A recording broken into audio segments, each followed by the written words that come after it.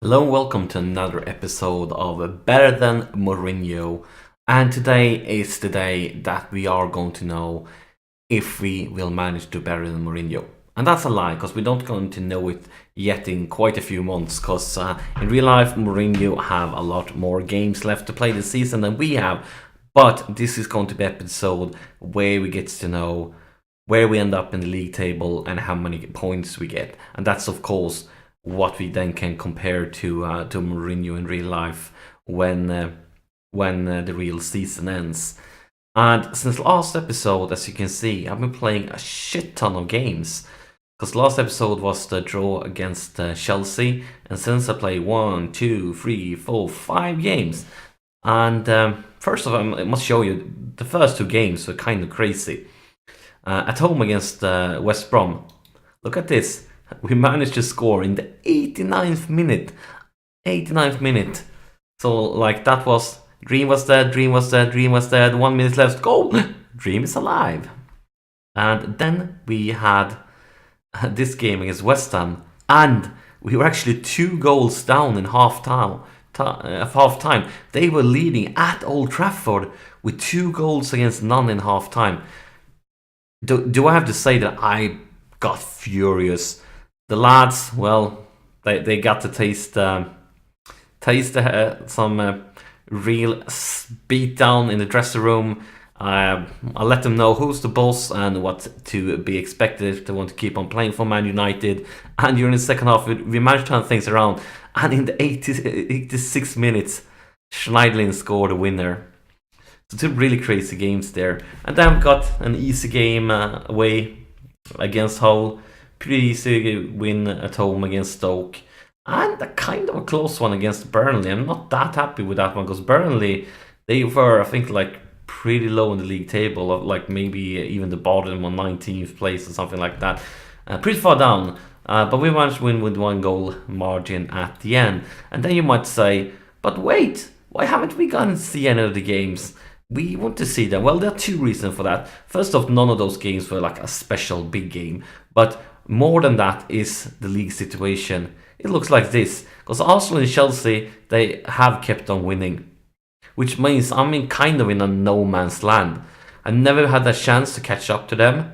And have quite a good margin down to Man City. Which means like there haven't been any excitement with the games. I mean, if we would have been like 1 game behind Chelsea, or we would have Man City breathing down our neck, of course, every game will be worth so much.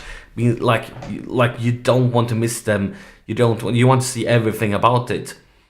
But now that it haven't been the situation, I've been far away from the top teams all the time, and never saved the margin down to Man City, which means every game we played have been like kind of not that important. And other than that, look at Arsenal and Chelsea. It's only goal difference between them. And Arsenal this round, they're up against Stoke at home. And Stoke currently in the 10th position. And at the same time, Chelsea plays Watford away. And Watford is currently in the 15th position. And that will decide who wins the league. So both Arsenal and Chelsea in a great situation. Maybe Arsenal is favourites since they are playing at home and they have the goal difference advantage. But at the same time, I mean, you never know. You never know. Everything can happen in football. And if you take a look at one more thing, is the player stats. And the player stats I'm interested in is, actually, let's do it this way. Go to goal scorers. Where is it? There. I'm blind. I'm clicking wrong. I'm lost. Where did I do? Here's the goal scorers. And as you can see, Ibrahimovic is in 2nd place. But he has been injured a long time. Look at this. Aguero's played 37 games. And Ibrahimovic only 24. I'm pretty sure that if Ibrahimovic wouldn't have gotten that long injury, I think he would have beaten Aguero. He would most likely have been the top goal scorer. So, unluckily for us, he was out for such a long time. But yeah, this episode is us versus Swansea, the last game of the season. We already know we're going to end up in 3rd place. Now we need to know how many points we're going to get, because those points is, of course, something we want to compare to a Man United later on when the real season in real life is over. So we can see who did better, both when it comes to position and when it comes to points. Me or José Mourinho. So enough talking, let's proceed to the game. And first off, this is the way we're going to play it. And this is actually the first time ever I'm using this formation. I have been playing the last few games like this, but I felt we are playing at home. We are playing against a team that's placed 19 in the league. We're definitely coming out attacking. So we'll have to see if it works or not. We will know in a few minutes. And anything else, I want to be closing down more and... yeah, something like that. So let's submit a team. Last game of the season. Will we do better than Mourinho? We already know that we will get a Champions League spot, and that's about it. Currently, when I'm recording this in real life, I believe Man United is in 6th position in the Premiership with 18 points in 11 games. So they have quite a few more games left to play. But yeah, right now I feel like we are doing better than them. But they have a lot of time to turn things around. So what do you want to tell the team here? Well, something like that. And yeah, enough talking. We want to play football. We want to finish the season. We want to beat Mourinho. And we expect nothing but a win from this match. And they didn't care. Come on, lads. Where's the passion here? Where is the passion? And we want to go fluid and game on. So yeah, last game of the season. And we want a good result here. We want to end it on top, and we want to do better than Mourinho, basically. And we have no idea how many points it's going to take. Maybe when they get to this stage, maybe they have already won the league. But here's Icardi, and here's Icardi. Why? Why did you do that? That's not why I hired you, man. I hired you to score goals. And here's actually a free kick for them. Could be bad news for us. There by Ibrahimovic. Here's Icardi. What will you do? Go for Ibrahimovic. I don't like it that my strikers are basically in the midfielder position right now, but they are changing. They are moving up. Mkhitaryan. And there's a cross for Ibrahimovic. Ibrahimovic scores! Ibrahimovic scores. Yeah, remember that. Because this is just got back. I think this is his second game only since that injury got, which he'd been out for a few months. And yeah, that lad knows where the net is. And I'm pretty sure that if he wouldn't have gotten that injury, he would be the top scorer of the Premiership. And luckily for us, he has contract for another season, so he's not going anywhere. He will be scoring goals for Manchester United another season also. But here are our opponents. Clear by the defense, but couldn't come back quickly. Maybe not. Maybe not. Here's Icardi. What was that? That was a really, really bad pass. Really bad pass. Are you supposed to be a world-class player? Or, I'm not sure. Maybe you should change sport and start playing curling or something. Luke Shaw. Martial.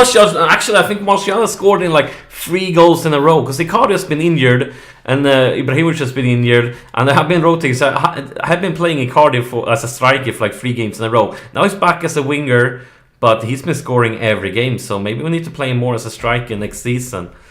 And yeah, Martial had a really weak first half of the season, but for the second half of the season, he's been scoring a lot of goals, and that makes me happy. And definitely a decent first half. Maybe there's some more in it. Here's Luke Shaw with a throw-in. Martial back to Luke Shaw. And a cross clear by the defense. Loriente maybe going to hit with a counter-attack here. Taylor. Young. Come on, lads. Good inception there by Danilo. Maybe we can turn it around, or maybe not. I'm not quite sure where this highlight is heading right now. It's heading to Icardi. And there it is. Why did you do that the first time? The first time you have an even better chance, man. But I'm happy right now. We are 3 goals up, and the first half is not even over. So a really, really, really good start of the last game of the season. I'm happy. And here's Ibrahimovic with a free kick and goes all the way back to Bale, Smalling, Schneiderlin, and Mkhitaryan. And here's Martial again. Well, remember what I said about Martial? He's been scoring like every game now, the last few games. And today he has scored 2. And 2 during the first half. Maybe he's going for the hat-trick. You can also just hope. And a nice assist there by Ibrahimovic. Sets Martial up perfectly for that one. And that's it. 4 goals lead in the first half. I mean, what can you say? What can you say? You can say, tell them to not get complacent out there. And it looked like it worked. Hopefully we can keep on pushing on and make the last game of the season a game for the fans to remember. This is sort of like a payback for all the support during the whole season, scoring many goals at Old Trafford in front of them. And here is the hat-trick. Here is Martial with a hat-trick. And yeah, why couldn't he? If he would have been playing like this during the first half of the season, we would have been fighting for the title right now. And actually, talking about the title, what we are going to do, we want the latest scores. Because we want to know who is winning the league. And as you can see, Arsenal is 3 goals up against Stoke. 3 goals. While Chelsea is actually at a draw against Watford. So it definitely looks like Arsenal is taking the title now. Because not only does Chelsea need to turn it around, they also need to take work on the goal difference. So it definitely looks like we are going to see Arsenal as the champions this season. Going to be really tough for Chelsea to turn things around in the second half. And they can't even do it themselves. They need Stoke to help them turn things around.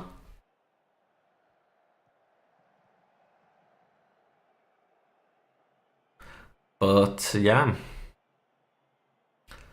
And it's been quite a few years since Arsenal got their last title. So I can see them being very hungry for it.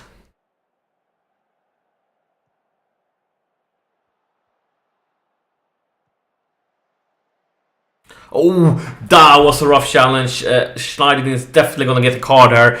It's a straight up red one, and I'm not complaining. Look at this one.